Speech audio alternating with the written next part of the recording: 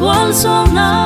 kadan siano lung dam se in kalung dam me mang pa lei vui pan hing lam to wa gwal to kim dia hing sia mang pa na min pa to in kalung tangon ei tengin kamin alel siam lo say la in oi in nghe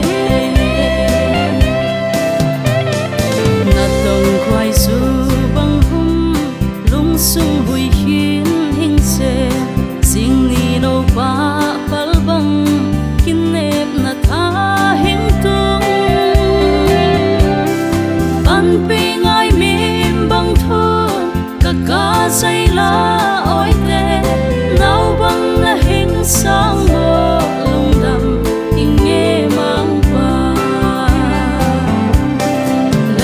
pan hing lam to wa gwal to kim dia hing sia mang pa na min pa to in kalung tangon ei tengin kamin alel siam lo say la in oi in nghe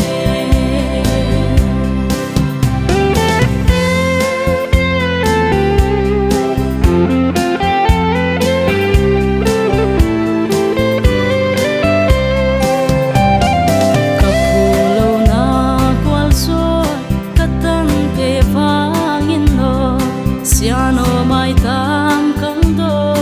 kalung tang hing laning isak mai tam kim nam tuyana san bangin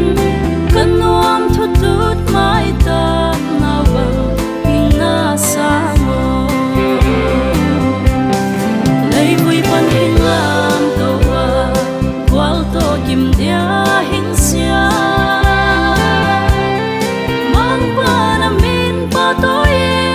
kalung tangon ei tengin kamin alel siam lo say la in oi in nghe dang kung khao bang pe in ang lima hing ke kanun sia ding hing hil kata sap hing pan pe